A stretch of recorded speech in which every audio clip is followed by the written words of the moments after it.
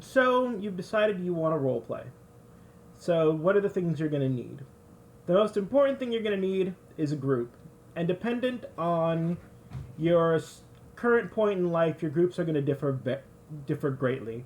If you're playing high school, you're probably going to have a relatively consistent group because the only thing you really have to worry about is school and sometimes work, dependent on how old you are.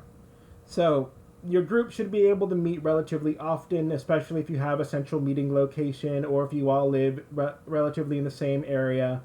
Um, you know, time taken off for like studying for finals or preparing for any sort of school functions or anything vacation if you're one of those people that is lucky enough to have vacation time. So those will be the things that'll break your game down over time, but it shouldn't be all too important or all too great, and you should be able to run just fine.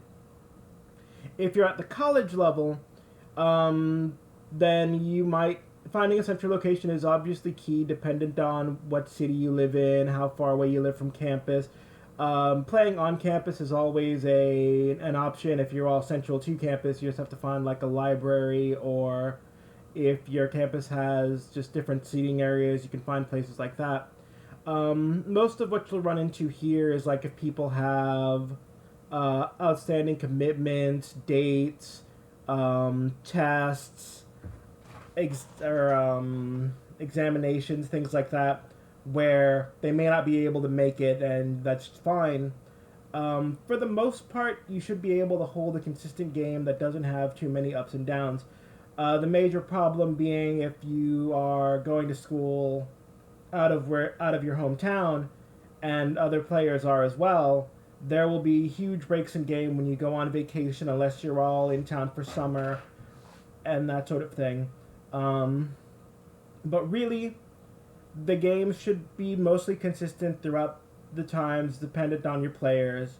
There's definitely some people that are just completely inconsistent, and you'll learn to deal with those. But for the most part, if you have a good group that's really interested, you should be able to run a good game on the high school or the college level. The hard part comes when you're working with people that are out of college and you're in the full adult world, and you run into things like children, job responsibilities. If someone decides they want to do night school to go back for a different degree, things like that. And those are a bit more problematic. Um, there's really no way to adjust for people that have to do extra work or people that are in positions that require them work nights or that can pop up at any time, or if children get sick or have projects or need help. So there's a bit more stop and go with full adult games, but it's never really been to a point where game has fully crumbled around me. So there's that. Once you have your group together, then you'll need to figure out what you're going to play. And that could be anything from the standard Dungeons and Dragons, which is now in its 5th edition right now, and it looks pretty good so far. Or you could play Pathfinder, which is also doing really well right now.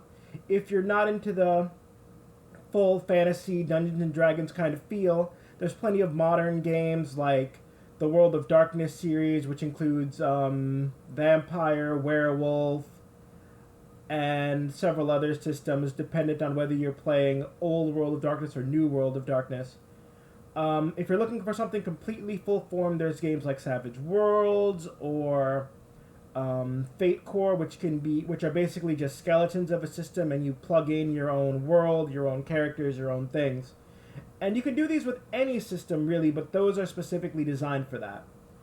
Once your group and your GM have picked out what game you're going to play, then you need to figure out what kind of supplies you're going to need. Whether you're going to need to buy new dice, whether you're using a standard dice set that has a 4-sided die, a 6-sided die, a 8-sided, two 10-sided, a 12-sided, and a 20, which is what is normally used for Dungeons and Dragons and Pathfinder, or you're using, or you're playing World of Darkness, where you're going to need a lot of just 10-sided die. or you're playing something like Shadowrun or the Fate core systems, which run on D6s. Those are the easiest to get started with because if you have any board games in your house, you can just cannibalize those games for extra six-sided dice, and they run pretty smoothly. Once you're settled with that, you can start playing. Playing itself will be different dependent on the people you're with or the game you're playing.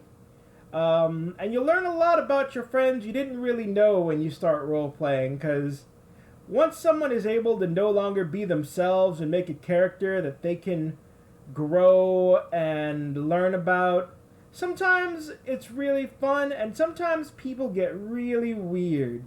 But as long as you keep common civility and treat everyone respectably, you shouldn't have too big of a problem getting your game off the ground and getting started.